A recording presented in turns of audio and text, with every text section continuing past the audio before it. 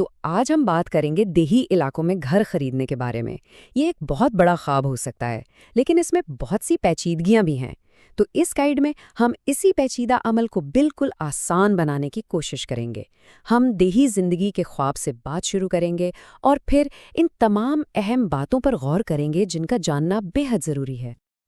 تو چلیں شروع کرتے ہیں۔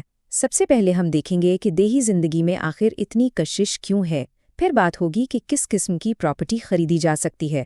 اس کے بعد ہم حقیقت کی دنیا میں قدم رکھیں گے، یعنی وہاں سروسز اور رسائی کی کیا صورتحال ہوتی ہے، اور آخر میں ہم دیہی قوانین اور خاص طور پر واٹر فرنٹ جائیدادوں سے جڑی کچھ اہم پہیلیوں کو سمجھیں گے۔ بات شروع ہوتی ہے بس ایک خواہش سے، ایک پرسکون اور کم بھاگ دوڑ والی زندگی کی خواہش۔ یہی وہ خواب ہے شہر کے شور سے دور ایک سکون بھری زندگی کا، جو لوگوں کو دیہی علاقوں کی طرف کھینچ لاتا ہے۔ لیکن کسی بھی عملی تفصیل میں جانے سے پہلے اس خواب کو، اس جذبے کو سمجھنا بہت ضروری ہے۔ تو آخر دیہی زندگی میں ایسا کیا ہے؟ اس کی سب سے بڑی کشش اس کی قدرتی خوبصورتی ہے، جھیلیں، جنگلات اور ایک ایسا ماحول جہاں ہجوم نہ ہو۔ یہ سب مل کر ایک بالکل الگ، ایک منفرد طرز زندگی بناتے ہیں۔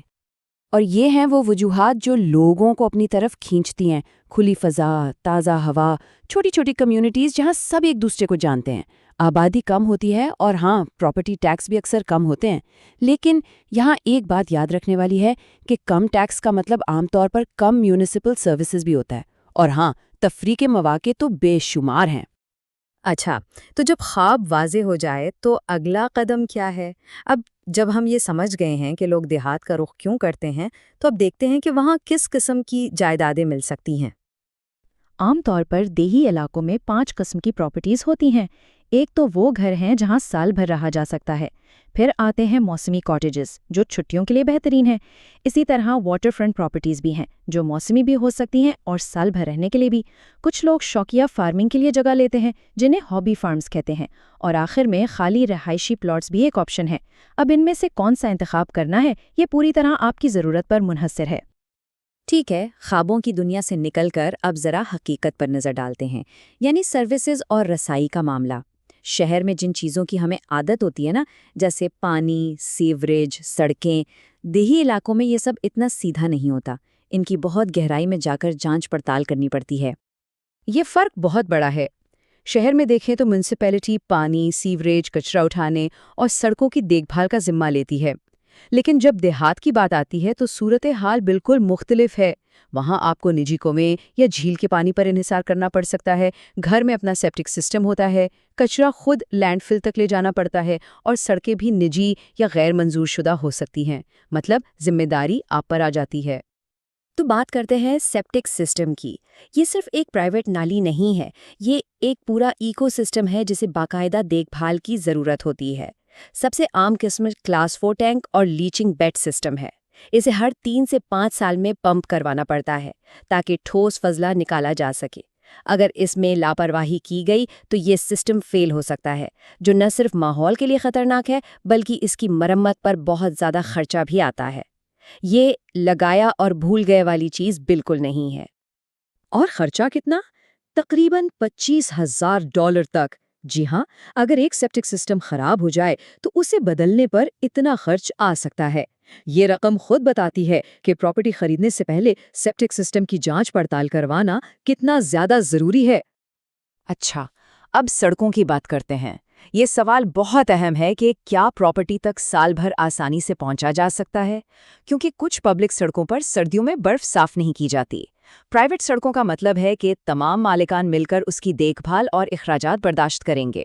ایک اچھی بات یہ ہے کہ روڈ ایکسیس ایکٹ کے تحت کوئی آپ کا راستہ بند نہیں کر سکتا اگر اس سے دوسری پراپرٹیز تک رسائی رکتی ہو۔ اور ہاں، اگر آپ کے پراپرٹی کا راستہ سیدھا صوبائی ہائی وے سے نکلتا ہے تو اس کے لیے ایک خاص پرمٹ کی ضرورت ہوتی ہے۔ چلیں اب ذرا دیہی علاقوں کے قوانین اور ضابطوں کو سمجھتے ہیں۔ یہ وہ چیزیں ہیں جو اکثر نظر نہیں آتی، لیکن ان کا اس بات پر بہت گہرا اثر ہوتا ہے کہ آپ اپنی زمین پر کیا کر سکتے ہیں اور کیا نہیں۔ تو ذمہ دار کون ہیں؟ سب سے پہلے ہے زوننگ کے قوانین، جو بتاتے ہیں کہ آپ کہاں، کس سائز کی اور کس قسم کی عمارت بنا سکتے ہیں، خاص طور پر پانی کے قریب۔ پھر آتی ہے کنزرویشن اتھارٹی، جسے پانی یا گیلی زمینوں کے قریب کام کرنے کے لیے پرمٹ لینا پڑتا ہے۔ انڈینجرڈ اسپیشیز ایکٹ، یعنی خطرے سے 2-4 پرجاتیوں کا قانون بھی ہے، جو کسی جانور کے مسکن کی حفاظت کے لیے آپ کے تعمیراتی منصوبے کو روک سکتا ہے۔ اور آخر میں فارمنگ پروٹیکشن ایکٹ ہے، جو کسانوں کو عام زرعی کاموں پر ہونے والی شکایات سے بچاتا ہے۔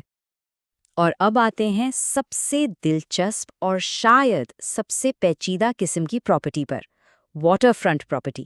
یہ وہ جگہ ہے جہاں ملکیت کا معاملہ اکثر ویسا سیدھا نہیں ہوتا جیسا دکھائی دیتا ہے۔ یہاں سب سے بڑا سوال یہ ہے، کیا آپ واقعی پانی کے کنارے کے مالک ہیں؟ یہ سوال بہت سی واٹر فرنٹ جائیدادوں کے ایک بہت بڑے مسئلے کی جڑ ہے، اور اس کا جواب اکثر لوگوں کو حیران کر دیتا ہے۔ تو یہ حیرت کیوں ہوتی ہے؟ اس کی وجہ ہے شور روڈ الاؤنس۔ یہ دراصل 66 فٹ چوڑی ایک پٹی ہے جو کچھ جھیلوں اور دریاؤں کے کنارے پر موجود ہے، اور یہ سرکاری زمین ہے، یعنی میونسپیلٹی یا حکومت کی ملکیت۔ آسان لفظوں میں، ہو سکتا ہے کہ آپ کی پراپرٹی اور پانی کے بیچ میں سرکاری زمین کی ایک پٹی ہو۔ اس سے فرق کیا پڑتا ہے؟ بہت بڑا فرق۔ اگر آپ پانی کے کنارے تک کے مالک ہیں تو آپ کو ساحلی حقوق ملتے ہیں۔ آپ پانی تک جا سکتے ہیں، اسے استعمال کر سکتے ہیں اور پرمٹ کے ساتھ ڈاک یا بوٹ ہاؤس بنا سکتے ہیں۔ لیکن اگر وہاں شور روڈ الاؤنس موجود ہے تو آپ کے پاس کوئی ساحلی حقوق نہیں ہیں۔ عوام بھی اس زمین تک رسائی حاصل کر سکتے ہیں، اور آپ کو ڈاک بنانے کے لیے بھی میونسپیلٹی سے اجازت لینی پڑے گی، کیونکہ وہ سرکاری زمین پر بنے گا۔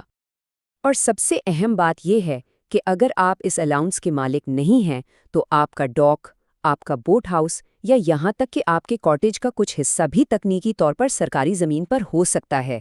یہ ایک بہت بڑی پیچیدگی ہے، کیونکہ یہ تجاوز سمجھی جائے گی۔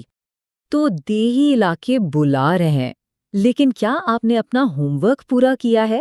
اس پوری بات کا خلاصہ یہ ہے کہ دیہی زندگی کا خواب ضرور پورا ہو سکتا ہے، لیکن اس کے لیے بہت گہرائی میں جا کر تحقیق اور جانچ پڑتال کی ضرورت ہے۔ یاد رکھیں، اس سفر میں آپ کی سب سے بڑی سرمایہ کاری آپ کا علم ہی ہے۔